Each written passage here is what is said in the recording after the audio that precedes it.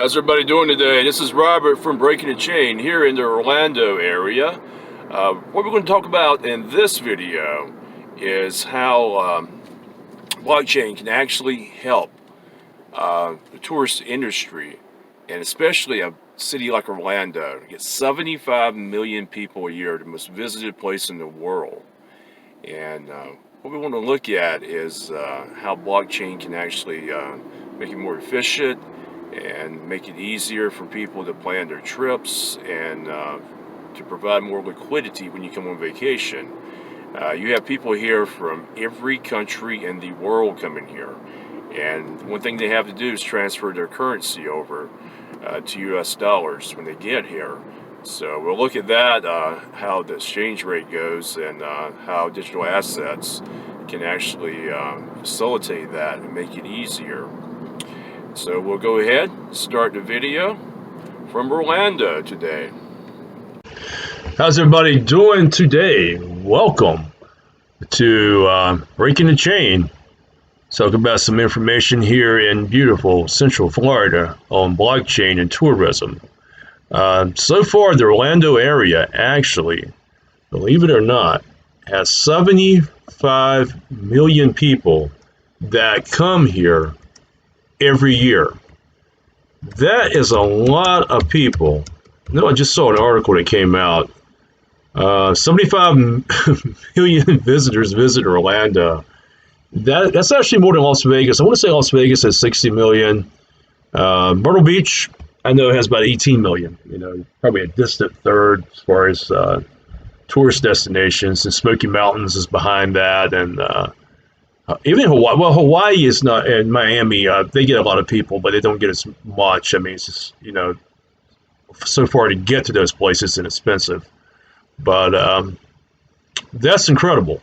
And when you have 75 million people, if anyone's ever been to Orlando and pretty much seen it grow, I remember as a kid, I used to go down there in the 80s, and it wasn't that big. I mean, you know, you had the Magic Kingdom, you had Epcot, SeaWorld, and that was about it. Orlando probably only had about maybe 200,000 people in the whole area back then. And you saw orange groves. I mean, you drive down I-4 and there were orange groves. Now, there still are orange groves, but you have to go out. It's kind of irony, but you have to go past Orange County. You have to go out to Polk County or Lake County, and you see most of the citrus crops in America that's grown. But we're talking about blockchain, actually. When you're dealing with blockchain, the tourism industry actually can benefit from that. I mean, a place like Orlando, there's a lot of potential for that, especially with all the people going in. We have some articles up here, actually. IBM has an article about tourism and blockchain and how it can be beneficial. And this could be the next potential for return on investment for companies, actually. And a lot of these articles, actually, the ones that I found, are about a year old for the most part. And they talk about research propositions that's been done by blockchain and tourism industry and how it can make it way more efficient. It would take a lot of the hassle out. Like, for example, let's say you're flying from England, taking your family to Disney World. Okay, when you get down here, some of the stuff that you're going to have to do, you're going to have to exchange your money over. That's one thing. Booking, you know, it can be cumbersome, you know, booking in the United States. I mean, fortunately, I'm close enough. I can drive to Orlando in 6 hours or what have you, and pick up a coupon book at the gas station and know where to get a cheap room at. But if you're not familiar with the city or where to go, number one, you're probably going to be stuck in traffic all day on I-4. Learn those back roads, by the way. And number two, you're going to pay more than you should pay. And it's going to be a burden trying to get the process to go through. It's like if I were to go to England right now or Australia, you know, I mean, I'm sure the process, you know, I have a passport, and I'm sure, you know, even with that, it would be a process to get everything set up. It would be very efficient to put it on a blockchain, have everything on a ledger. so much easier, kind of like having all your information in your wallet, like your personal wallet. You take wherever you go, credit card, ID, and all that. But there's a lot that can be done. It's going to be not only Orlando, even here in Myrtle Beach, and Las Vegas. I mean, Las Vegas has, I think, a potential. I know there are some clubs in Vegas that actually take crypto. I don't know about gambling, but I know Vegas, Nevada is the first state to actually pass a tax. If you have digital assets, you can spend them and they're not taxed, which is great. It seems like they may be leading the way with that. But actually, with Disney, we'll show you a little bit about Disney. I'm sure everybody's heard of Disney or been to one of the parks, more than likely. Magic Kingdom Park was the first one there, built in '71. Several people going through the gates every day. Universal Studios is right up the road in Orlando. Very similar to Disney. It's a big park, new resorts. Everybody remembers where the old Wet n Wild water park used to be at. Universal actually bought that and has built a kind of like a summer resort with pools and stuff like that. I don't know if it was cheap as Wet n Wild. I remember Wet n Wild was actually pretty cheap back in the day. It had some fun slides, but I don't know. I just actually saw that the other day when I was driving down I-Drive in Orlando. And one of the articles that came out earlier this year, they're talking about putting tickets on blockchain, theme park tickets. A lot of people are selling fake tickets or scalping them in Orlando to Disney and Universal and other places. And what they're doing, like I used to work in the timeshare industry where I used to sign people up to take tours. I would say, here's $100 to take a tour of the facility, what have you. I did it in Myrtle Beach in Orlando. I never gave anybody tickets anywhere. We would give out cash, We'd tell people, here's $100, if you like it, great. If not, you still get the $100. Of course, they would pressure the hell. I'm not gonna lie, they would pressure you, the crap out of you to buy. And it was each person was at their own discretion, but my job was to give away tickets. So, if I'm eating at a Waffle House in Orlando, I'm having my bacon and eggs and grits, and some guy comes up and says, "Hey, buddy, I got a Disney ticket for $25 or $50. They go for over $100, by the way. I'll sell it to you. I mean, there should be a way. There should be a code or something that I can scan with my phone to make sure the ticket is transparent." And they're talking about this product right here, Veridoc Global, scan to verify. That's exactly what Disney and Universal they need. I emailed Disney the other day and asked them about a blockchain, and they sent me a nice letter back saying that we cannot, nice email back, that we cannot verify any technology that we're working on. So very well, they could be going that way. Dragon Chain is a blockchain that was actually an open source blockchain that was actually produced within the Walt Disney Company, actually. Originally developed within the Walt Disney Company in 2014 and open sourced in 2016. Now, hey, I mean, I'm not really that familiar with Dragon Chain. I know they have an office in Raleigh, North Carolina, which in another video I will go up there and we'll actually do a video from the office if I get a chance. But I think they're based out of San Francisco, but they've kind of branched out a little bit. Dragon Chain, let's have a price up here. I want to say it's like 2 cents for Dragon Chain is what their price is going for, which is not bad. Civic Coin. Now, Civic, they actually have a coin that's almost 3 cents. It's up a little bit. Civic can actually go in and track to see if stuff is counterfeit or not. I think it's going to be big. And there's only 1 billion of these coins produced. So the supply is very limited. They've got a prototype with a drink machine in, I think it's South Africa, where the CEO is at. A CEO from this, he was actually on Shark Tank, I think. But they're founded in, headquartered in Palo Alto, California, in Silicon Valley. And when they use biometrics, and they can tell whether a product is legit or not. That may be something that Disney may want to use. I'm not saying Disney's going to use all this. We don't know. There's non-disclosure agreements everywhere. No company's going to tell you what's going to happen. I mean, but it's interesting that Dragon Chain was formed, inside Disney, so or with Walt Disney. So it could be a collaboration there coming out. But yeah, CoinMarketCap, a lot of people use that. I don't like them that much because what they did in 2008 in January, they delisted the South Korean exchange on purpose and didn't tell anybody, so the whole market tanked like you would not believe. To me, that's indicates there's something going on, some crooked going on with CoinMarketCap. I hate to say this. If CoinMarketCap, if you're watching, you need to be more transparent because a lot of people don't trust you. I'm one of them because of this. This is like waking up one day and saying the Dow Jones has decided to delist a third of the Fortune 500 companies, and watch it go down. I mean, it's the same thing. I'm sorry, it's the same thing. So CoinMarketCap, that's others. I think Yahoo. I would actually use Yahoo better because XRP, excuse me, Yahoo shows the full market cap. Well, CoinMarketCap doesn't. It shows the full value of what's out there. So, I would be careful with them.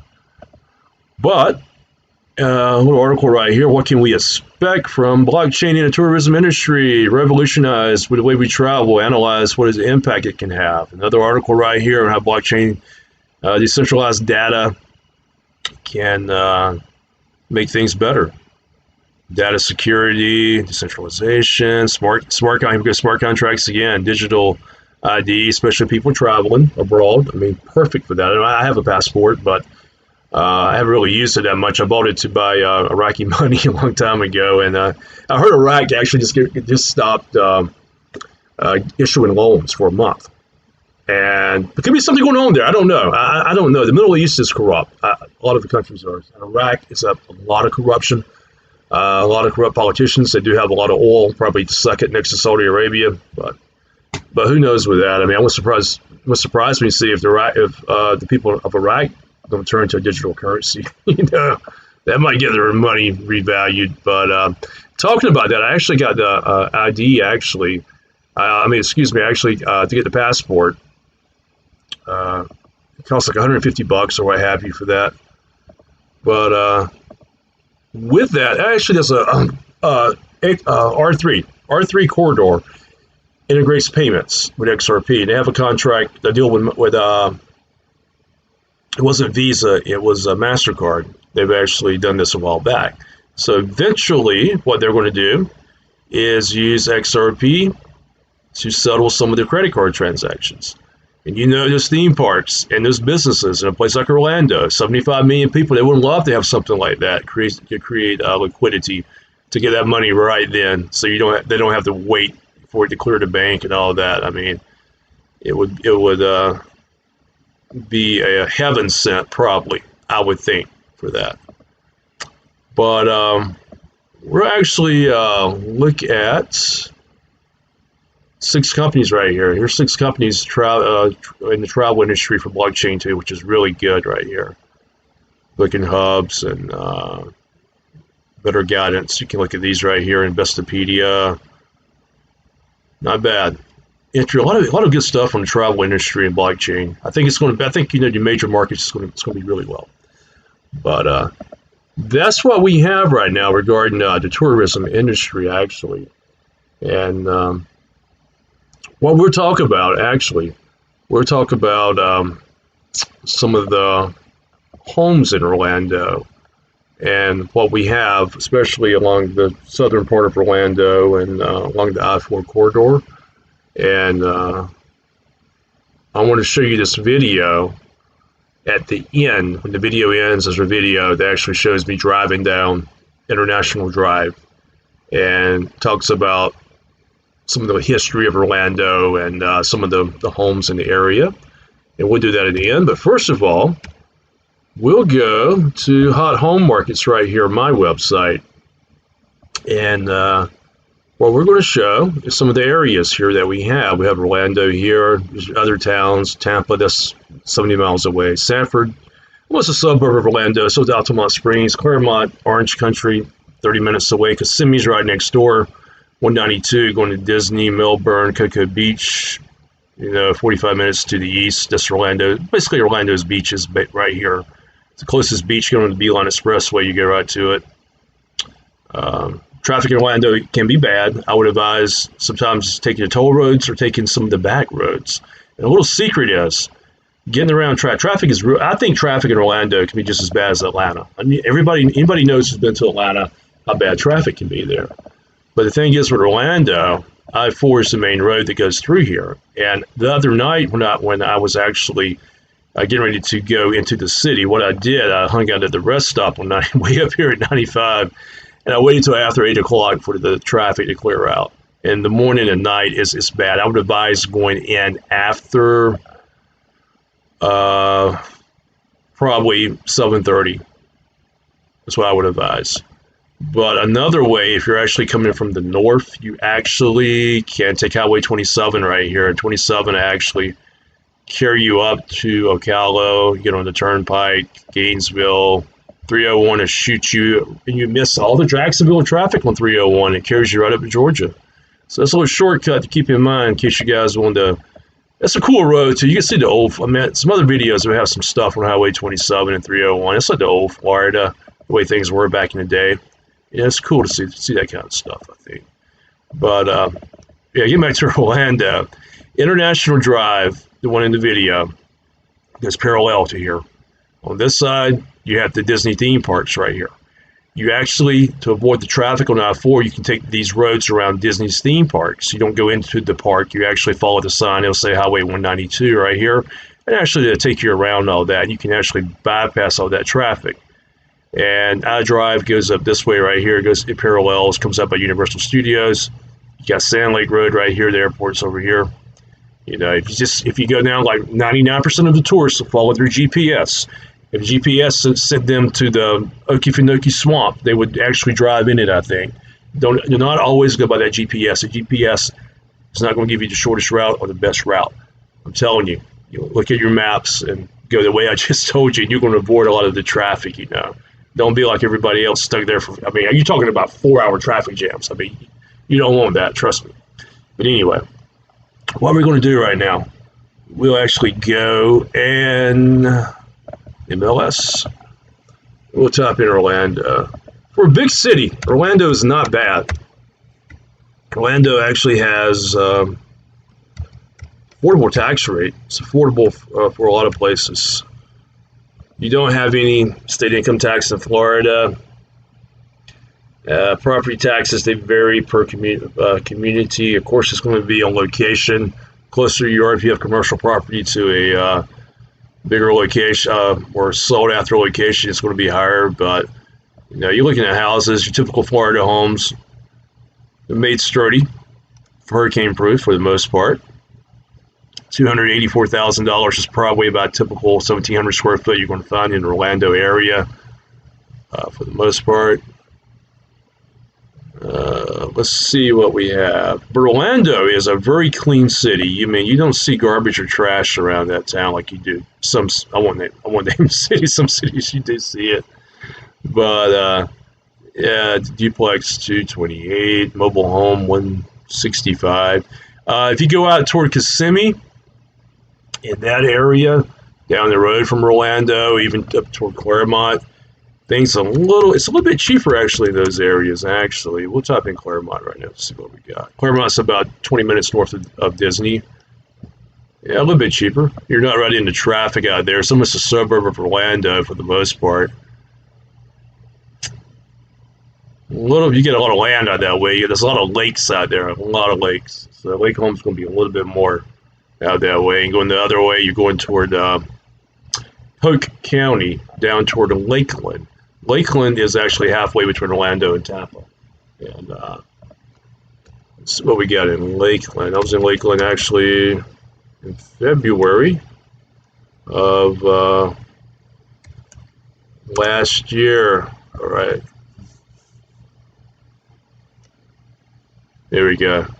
Lakeland's a little bit cheaper. Hey, not bad. I mean, if you don't want to be in the traffic and the hustle and bustle in Orlando and Tampa, Lakeland's about 30 minutes past Walt Disney.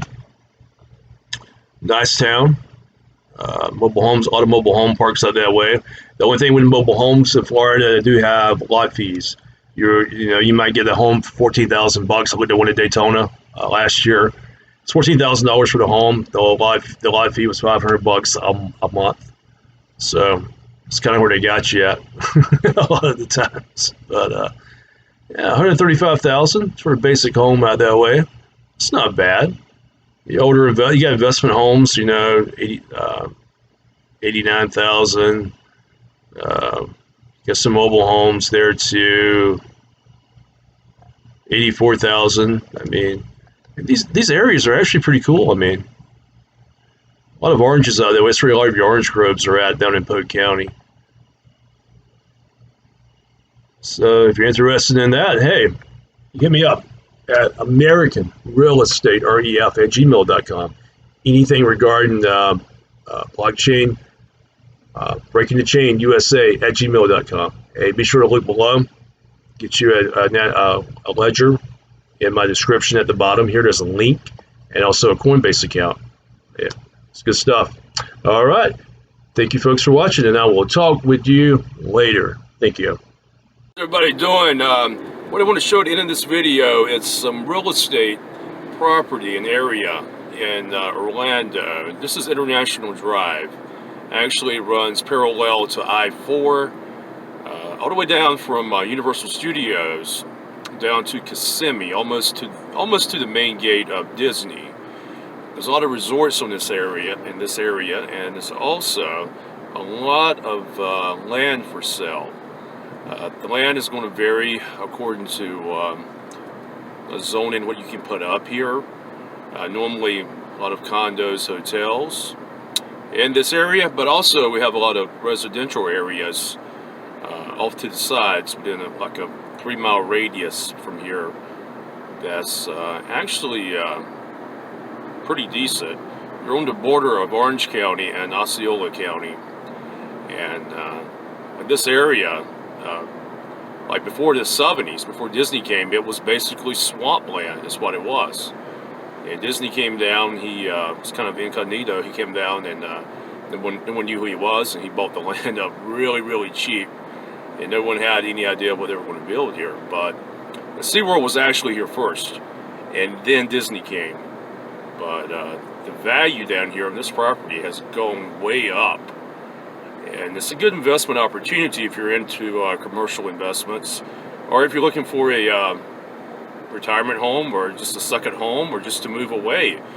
It's, for a large city, it's actually very affordable to live here. The tax index is relatively low, and in the wintertime you may have a small heat bill. Like last night it got down to 50 degrees, which is cool for down here. But occasionally it may go down. It may hit the freezing mark, maybe in January once in a while, but that's about it. The average temperature in January is about 65 degrees here.